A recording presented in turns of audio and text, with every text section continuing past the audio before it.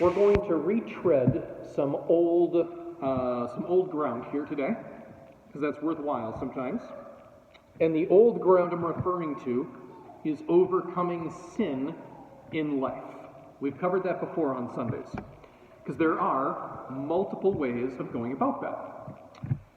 Our first reading is a really sweet, short little reading. Water quenches a flaming fire, and alms atone for sins. Be humble and generous, and God will forgive you your sins. Jesus goes a little further in the gospel by saying that when you're in the position to be generous with those who can't possibly pay you back. Because that way, you'll be truly generous because you won't be expecting anything coming your way in return. You'll be truly focused on the other person. So the rehashing is this. We have several tools in our belt to battle sin. And we all have sins. Okay? We all fail to do God's will. We all fail to avoid damaging other people or our relationship with God. Now you need the sacrament of reconciliation for mortal sins. Okay? The things that are so bad, they shatter your relationship with the source of all goodness. So you need to make the time for the sacrament if you have intentionally taken a human life, if you have committed real, physical, violent assault against another. And no, punching your sister in the shoulder doesn't quite count. I'm talking about something that requires hospitalization, like real assault. Or by publicly and seriously denying Christ. The fancy word for that is apostasy. Apostasy is the public declaration that you're abandoning your faith. And by the way, a bad day where you blame God for something does not count. All right? I have 3 flat tires this year. I hate you, God. Does not count. We all say things we don't really mean. It only counts as apostasy if you mean it and you want other people to know it. Those things are mortal sins. You have broken your relationship with God, and you need to repair it with the mercy of God. So in those extreme cases, which are rare, there are no exceptions. You need a priest, just like sometimes you need a doctor. Band-Aids and aspirin will not fix a broken bone. But beyond those rare cases, we have these daily sins that we struggle with. And there are ways to offset that. I'm talking about the spiritual cuts and scrapes that frankly do not need a doctor, you just need a Band-Aid. We drink too much. We use bad language too much. We have unhealthy romantic relationships that we just can't seem to break away from. These are not mortal sins. These are signs of human weakness. You are far from a bad person, you're just imperfect.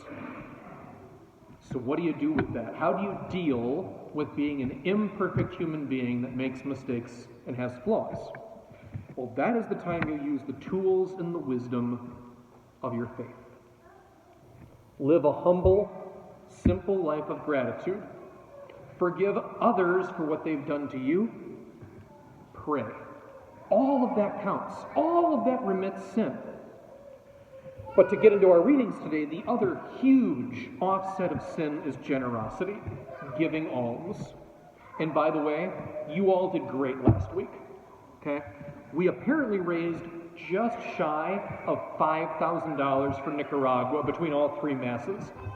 That was outstanding. That was more than we were projecting to raise. So the virtue of generosity is absolutely among us right here, right now. You have it. It's there. I can show you the bank statement. To be clear, though, when we talk about generosity, offsetting sin, we are not talking about buying salvation. You can't bribe God to look the other way. There's this guy a while back, you may have heard of him, his name is Martin Luther. He had some pretty strong things to say about this matter. I would like to believe that the Catholic Church has learned its lesson in that way. Can't buy salvation. But being generous with your time, money, and ability, it is in fact an offset of sin.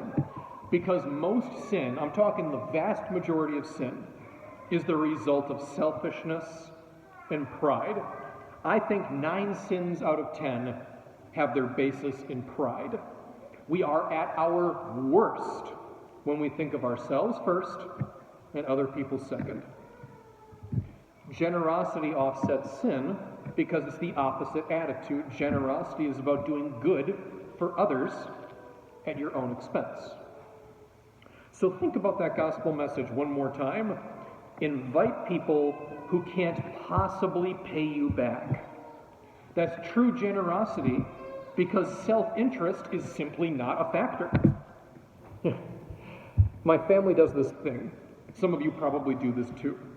When we give someone a gift for a birthday, wedding, graduation, whatever, we have a master list of who got what and when. So if someone gave us $20, we give them a $20 gift at the next gathering.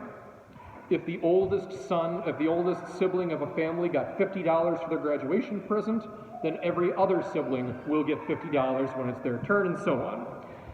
And I understand why people do that. People want to be fair and appropriate. It can't look like you're playing favorites when you have 15 cousins and they're all graduating high school. But the problem with that system is it takes something away from the spirit of generosity. Sometimes I feel like we as a family, we're just passing the same $20 bill back and forth over a calendar year. Like, oh, the exact same $20 bill I gave you 3 months ago. Thank you. I will hang on to this until Kevin's birthday. Generosity is different. Generosity is when you do something that can't possibly be returned to you.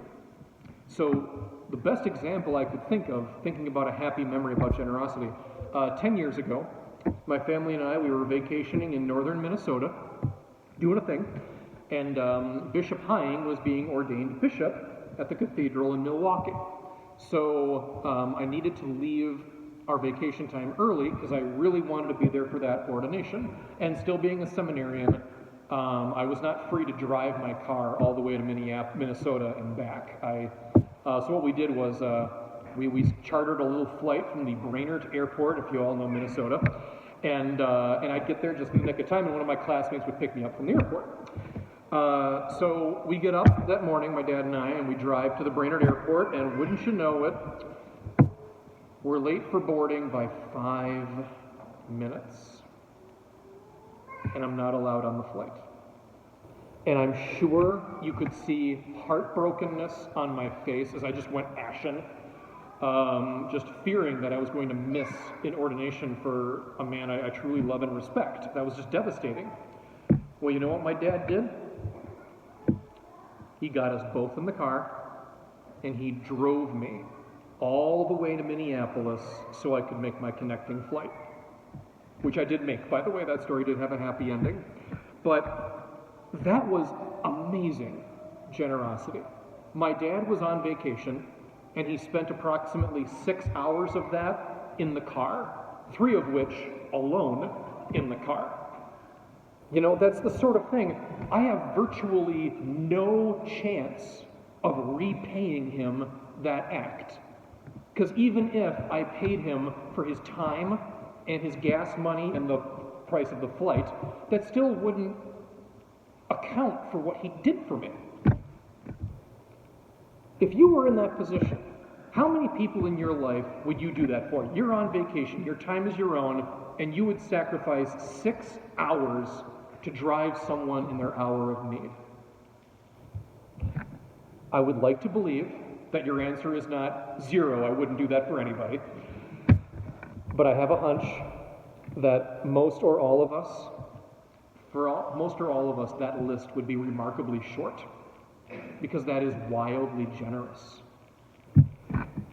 It's moments of true generosity that stick with us. We remember that stuff. And it's moments of true generosity that make us better people and almost always make better other people. That is being holy and generous. And that's better than being fair and reasonable. The way I see it as Catholics, being fair and reasonable is what we do in the meantime. We're not called to be fair and reasonable. We're called to be generous and holy. And fair and reasonable is what happens in between. And you will find that your sins have less power over you when your life is built not on selfishness, but on generosity.